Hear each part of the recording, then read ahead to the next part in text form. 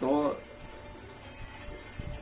दूसरी ज्योतिर्लिंग की कथा मल्लिकार्जुन की, और मल्लिका नाम है माता पार्वती का और अर्जुन नाम है महादेव जी का।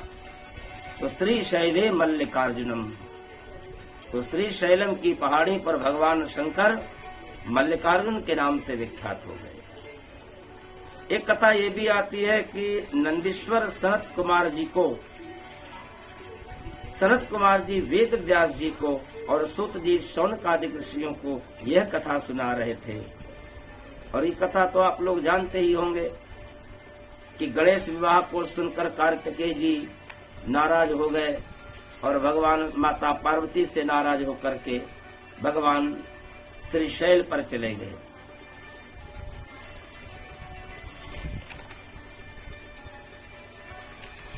और वहां से भी 12 मील दूर क्रौच पर्वत पर चले गए, क्योंकि भगवान शंकर ने जब सुना कि माता पार्वती अपने पुत्र को खोजने के लिए गईं, तो भगवान शंकर भी पीछे पीछे चले गए। और जब कार्तिकेय जी ने ये सुना कि भगवान शंकर और माता पार्वती दोनों हमें ढूंढने के लिए आ रही हैं, तो और 12 मील ऊंचाई क्रौच पर्वत पर चले गए। कार्तिकेय जी दुखी थे। देखिए, माता पिता संतान को दुखी नहीं देख सकते, इसलिए किसी देवता के बन के उसकी पूजा करो। और ये पूजा भी 4 प्रकार की होती है। धन चाहिए तो देवता की पूजा करो, दुख मिटाना है कुछ चाहिए तो पूजा करो, और देवता से फिर अपना एक संबंध स्थापित करो। उनको पाने के लिए जो पूजा की जाती है वही पूजा सर्वश्रेष्ठ है। उनसे पाने के लिए जो पूजा की जाती है वो पूजा सर्वश्रेष्ठ नहीं है। तो भगवान से पाने के लिए पूजा करो, भगवान को पाने के लिए पूजा करो, भगवान से पाने के लिए नहीं। जब तो अपना दुख मिटाने के लिए देवता के पास जाओगे, भजन करोगे, तो जिस देवता का भजन करोगे वही देवता आपका कर्जदार हो जाएगा। तुम्हारा दुख तो मिटाएगा, लेकिन तुम्हारी फिर वो ज्यादा चिंता नहीं करेगा। क्यों नहीं करेगा? ग्राहक ने जितने पैसे दे दिए उतना सामान दुकानदार ने दे दिया, हो गई छुट्टी, हो गई कि नहीं? ये दुकान पे आप जाओ और दुकानदार वही सामान फ्री में दे दे तो आप उसके कर्जदार हो जाओगे कि नहीं? नौकर महीने भर काम किया, तनख्वाह ले ली, खत्म हो गई। और एक नौकर जो महीने भर काम करे और तनख्वाह ही ना ले, बस जो खाना कपड़ा मिल गया उसी से आपकी सेवा में खड़ा है, तो बस उसके प्रति आपके मन में ख्याल आ जाएगा, पुत्र भाव जाग जाएगा कि अपने से ये कुछ लेता ही नहीं है। जो अपनी मर्जी से मैं दे दूं वही ले लेता है, अपने से कभी कुछ मांगता ही नहीं। बस केवल 24 घंटे हमारी सेवा में लगा रहता है और एक खाना कपड़ा।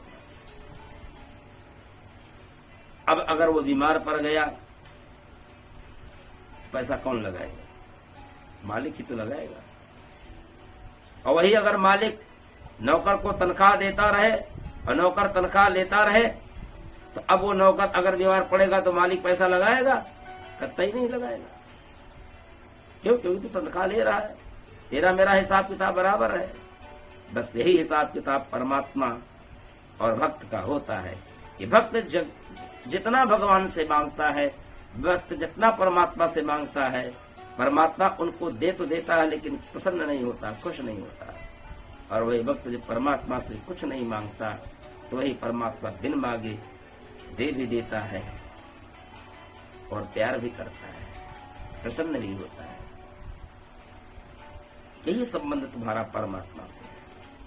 अगर तुम धन पाने के लिए भजन करोगे, दुख मिटाने के लिए भजन करोगे, तो भगवान थोड़ा धन दे देंगे, तुम्हारे थोड़ा दुख को भी मिटा देंगे, लेकिन उनके साथ फिर कोई अटैचमेंट नहीं रहेगा।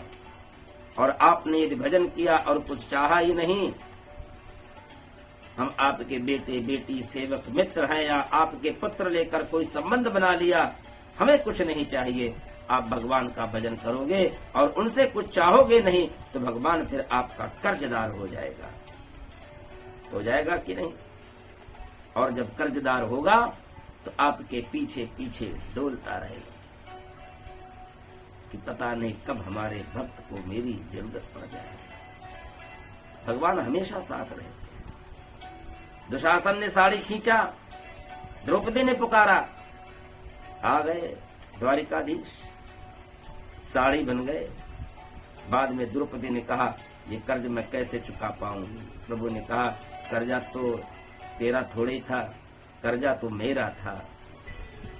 कर्जदार तू नहीं हुई, कर्जदार तो मैं पहले से तेरा था और आज वही कर्जा मिटाने के लिए आया हूं और ब्याज समेत उतार रहा हूं।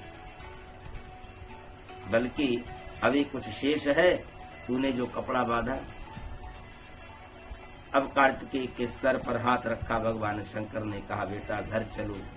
कुमार ने कहा नहीं पिताजी, अब मैं घर नहीं जाऊंगा, अब मैं प्रपंच में नहीं फंसूंगा, अब यहीं रह करके मैं आपका भजन करूंगा।